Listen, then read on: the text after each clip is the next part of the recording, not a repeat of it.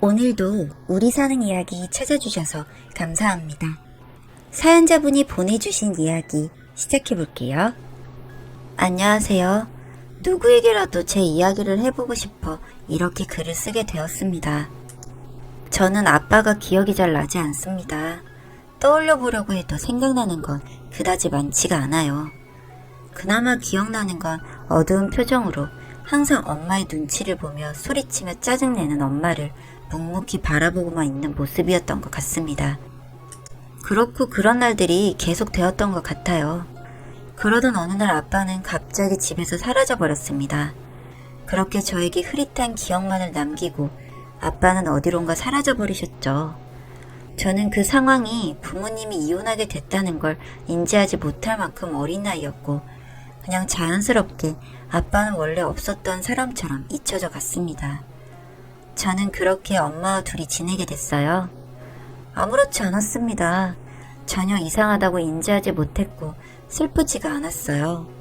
언제나 그랬듯 엄마는 제 이야기를 들어주시고 제 편에 서서 저의 손을 잡아주시고 달라진 건 없었다고 느꼈으니까요. 하지만 학교에 들어갈 무렵 하나둘 아빠의 존재가 그리고 빈자리가 크게 느껴지기 시작하는 순간들이 늘어났고 그게 남들과 다른 점이라는 것도 인지하기 시작했습니다. 점점 위축되어가는 날들이 늘어가고 주변 친구들이 하나둘 부러워지기 시작할 때쯤 엄마는 저에게 새로운 아빠를 소개시켜 주셨고 저는 마냥 좋기만 했었습니다. 이제 다른 친구들을 부러워하지 않아도 되고 아빠 관련 질문에 큰 소리로 대답할 수 있고 이제 나는 더 이상 다르지 않다는 게 그저 행복했어요. 초등학교 운동회 아빠 달리기 대회 시간 저는 친구들에게 보여주고 싶은 마음에 그저 나도 이제 아빠 있다고 자랑하고 싶은 마음에 쭈뼛거리며 새아빠에게 다가가 달리기를 해달라고 말했죠. 활짝 웃으며 운동장으로 향한 새아빠는 정말 멋있게 달리기 1등을 했고 저는 그때 목이 쉴 정도로 소리를 질렀어요. 새아빠가 너무 자랑스럽고 멋있어 보였거든요. 역시나 다음날 반 친구들이 저에게 다가와 너희 아빠 달리기 잘한다고 하면서 부러워하는데 괜히 어깨가 으쓱하고 기분이 좋았던 기억이 납니다. 그렇게 즐거운 일만 가득할 줄 알았던 날들이 새아빠의 아들, 이제부터 저의 동생이 될 거라는 남자아이와 그 아이의 작은 손을 잡고 집으로 들어온 할머니의 등장으로 즐겁고 행복한 시간은 유리잔 깨지듯 산산조각이 났습니다. 할머니와의 첫 만남을 잊을 수가 없어요. 경멸하듯 쳐다보던 할머니의 눈빛을. 남동생의 작은 손을 누구보다 따뜻하게 잡아주던 그 손으로 날 미치며 집으로 들어오시던 그날을요. 할머니는 엄마에게도 그 표정을 지으셨어요. 매서운 눈빛으로 엄마를 쳐다보고 차가운 두 손으로 남동생과 저의 사이를 보이지 않는 벽을 치셨어요. 마치 그 벽을 넘으면 마녀로 변신할 것만 같은 그런 모습으로 항상 절 지켜보시면서요. 할머니는 어느새 엄마를 조종하는 것처럼 보이기 시작했습니다. 엄마를 째려보며 압박하면 내 옆에 서 있다가도 남동생 옆으로 가서 서 있고 엄마를 향해 손짓하면 남동생을 안아주며 애써 저를 외면하는 날들이 늘어갔죠. 어느새 새아빠, 할머니가 있을 때면 엄마는 내 편이 아니었어요. 아니 될 수 없다고 하는 게 맞을지도 모르겠네요. 친하게 지낼 수 있을 줄 알았던 건 제 착각이었고 가족은 늘었지만 없는 것과 같았습니다. 아니 없는 것보다 더 외로웠습니다. 어느새 엄마는 이 집안에서 제가 기억하는 아빠 모습처럼 변해버렸습니다. 새아빠의 눈치 보기 바쁘고 할머니의 손짓에 이리저리 움직이는 꼭두각시 같이 말이죠. 엄마는 점점 무기력해져 갔고 그런 엄마를 보며 새아빠는 예전에 엄마가 아빠에게 그랬듯 엄마를 보며 소리치고 짜증내는 날들이 늘어갔습니다. 엄마는 점점 미소라는 걸 몰랐던 사람처럼 시들어버린 장미처럼 말라갔어요. 그저 저는 나로 인해 말이 나오지 않게 엄마에게 피해가 가지 않게 묵묵히 하루하루를 견뎌낼 뿐이었죠. 가끔 새벽에 제 방에 엄마가 조용히 찾아와 제 머리를 쓰다듬으며 눈물을 흘리곤 하셨는데 엄마를 이해하려 해보았지만 그때 저는 엄마를 이해할 수 있을 정도로 성숙하진 않았어요. 그렇게 저는 20살이 되었고 틈틈이 아르바이트를 하며 모아둔 돈으로 반지하 원룸을 구해 독립을 했습니다. 햇빛도 잘 들지 않고 그다지 좋은 환경도 아니었지만 더없이 숨쉬기 편했고 푹 잘 수 있는 나만의 공간이 생긴 것만으로도 한결 편안해졌어요. 독립하고 며칠 정도 후에 무언가에 쫓기는 사람처럼 불안한 모습으로 엄마가 찾아왔습니다. 내가 집을 나온 며칠 사이 더 마른 듯한 모습을 하고선 한참을 아무 말 없이 쳐다만 보다가 봉투를 손에 쥐어주고선 옅은 미소를 띄우고 가버리셨죠. 엄마가 주고 간 꾸깃한 봉투 안에는 1000만 원이 들어있었어요. 이게 무슨 돈인지 궁금했지만 물어볼 수 없었습니다. 그날 옅은 미소를 띄운 엄마의 얼굴이 마지막이었거든요. 마치 저의 20살이 되는 날을 나보다 더 손꼽아 기다린 사람처럼 그렇게 엄마는 저의 곁을 떠났습니다. 그리고 있었지만 없었던 그 가족도 사라졌어요. 아니, 그 가족에게서 저는 처음부터 없던 사람이었을지도 모르겠지만요. 처음엔 엄마가 미웠습니다. 원망하며 울기도 했고 혼자 화도 내보고, 그러다 문득 거울을 보니 어느새 엄마 없이 혼자 버티는 날들에 익숙해져 있는 제가 보이더군요. 아무 생각 없이 닥치는 대로 일하기 시작했어요. 살기 위해서, 그리고 남몰래 꿈꿔온 플로리스트가 되기 위해서. 학원 등록을 하고 짬나는 시간에 편의점 알바를 하며 지낼 정도가 됐을 때 편의점 알바 끝나고 집에 오는 길에 항상 생각나는 손님이 생겼습니다. 매일 같은 시간 제가 좋아하는 바나나 우유를 사가는 중년의 남성. 별다른 대화를 하는 것도 아니고 그저 우유 하나 사갈 뿐인데 같은 시간 매일 우유를 사러 편의점을 들려서인지 뭔가 애틋한 눈빛 때문인지 혹시 나처럼 뭔가 사연이 있는 사람인가 싶어 신경이 쓰였는지도 모르겠습니다. 그날은 제가 외부 실습 수업 때문에 알바 시간이 조금 늦었던 날 편의점으로 뛰어가고 있는데 점장님과 그 중년 손님이 편의점 앞에서 대화를 하고 계시더라고요. 가까이 다가갈수록 선명해지는 대화 소리. 제가 신경 쓰이던 손님은 편의점 있는 건물에 건물주시더라고요. 건물주의 취향이 바나나 우유라니 저도 모르게 피식하고 웃음이 났어요. 그 소리에 두 분 대화는 멈춰졌고 어느새 제 옆으로 온 점장님은 건물주에게 으스스히 말씀하셨습니다. 알바생이지만 본인이 엄청 잘 챙겨주고 있다고. 오늘처럼 공부하다 늦는 경우엔 본인이 다 이해해주고 이렇게 나와서 일도 대신 봐주신다며 웃으시는 점장님. 갑자기 왜 이런 말을 하시나 의아해하고 있는데 건물주님께서 잠시 얘기 좀 하자며 편의점 앞 야외 벤치에 걸터 앉으셨어요. 쭈뼛거리며 살짝 거리를 두고 서 있는 저를 향해 이야기를 시작하셨습니다. 잘 지냈냐고 묻지도 못할 만큼 힘들었을 걸 알기에 쉽게 다가가 인사도 하지 못하고 그저 스치듯 보고만 있었다고. 그래도 씩씩해 보여 다행이라고. 이해할 수 없는 말들을 건물주는, 아니 아빠는 천천히 이어나가기 시작하셨어요. 프로그래밍을 개발하던 젊은 날의 아빠, 그 옆을 묵묵히 지켜주던 엄마. 하지만 투자 유치가 무산되길 여러 번. 처음엔 응원해주던 엄마는 점점 지쳐갔고 그 시간이 길어지면서 엄마는 아빠 곁을 떠나게 된 거라고 하셨습니다.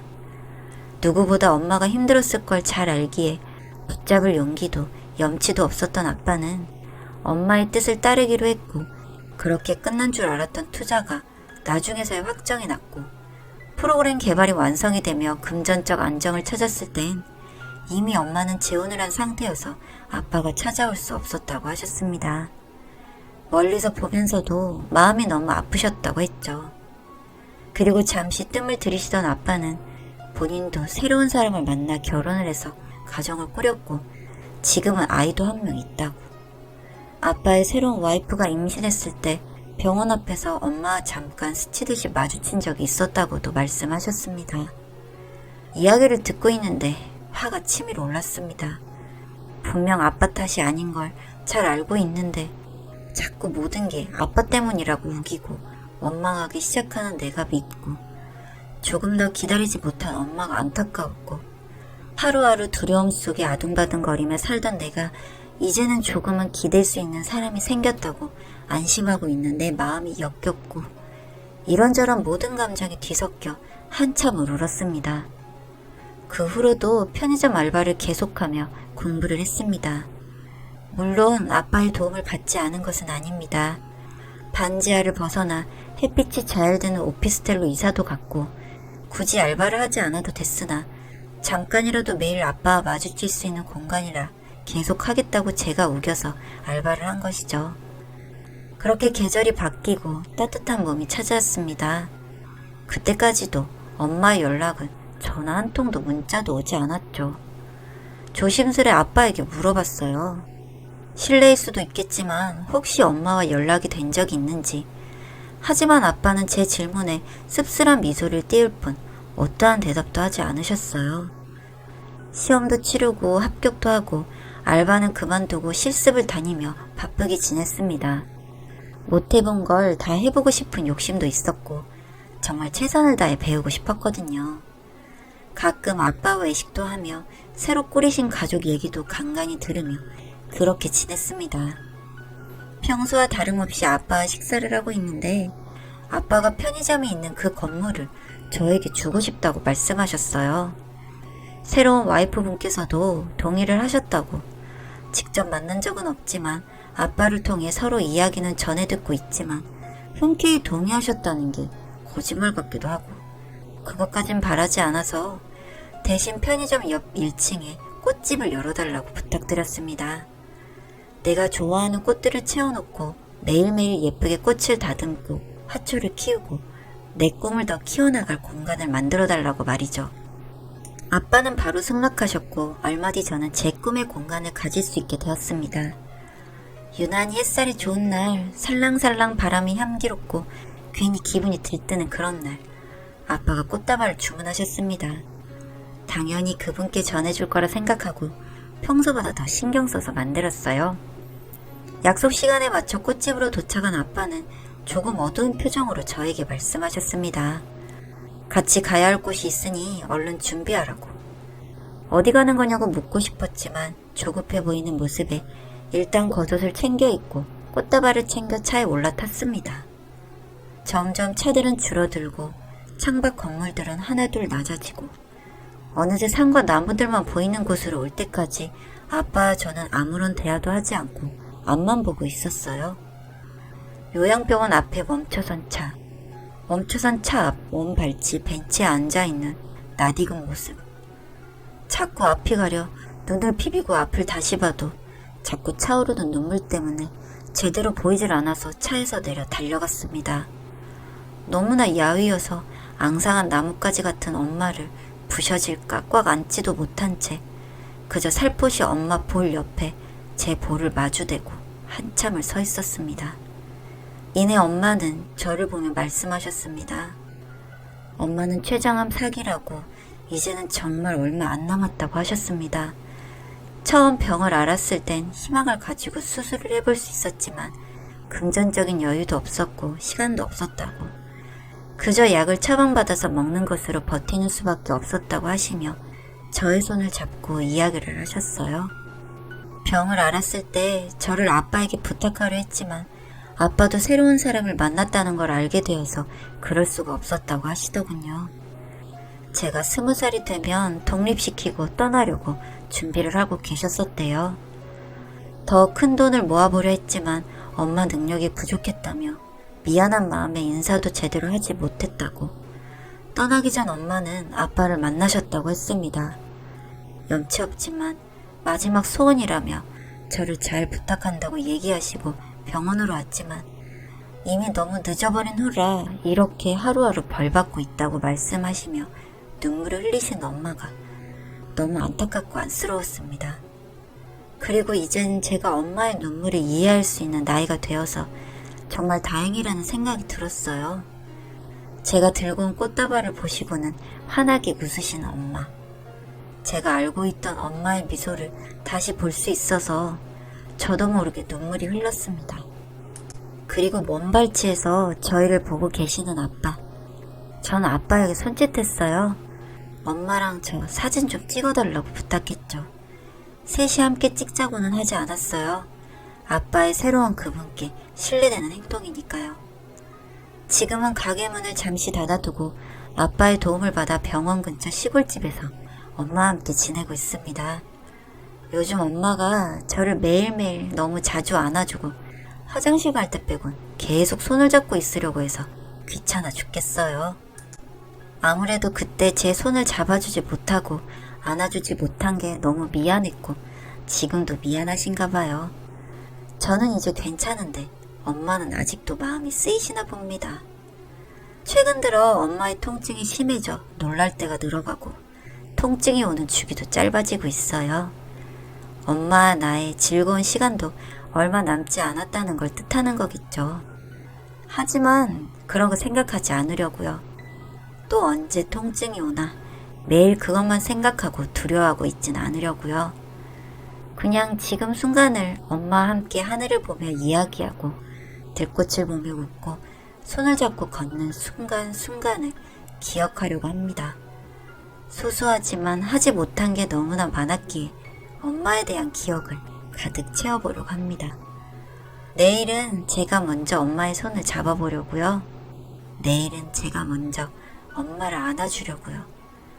내일은 제가 먼저 엄마에게 사랑한다고 말할 거예요.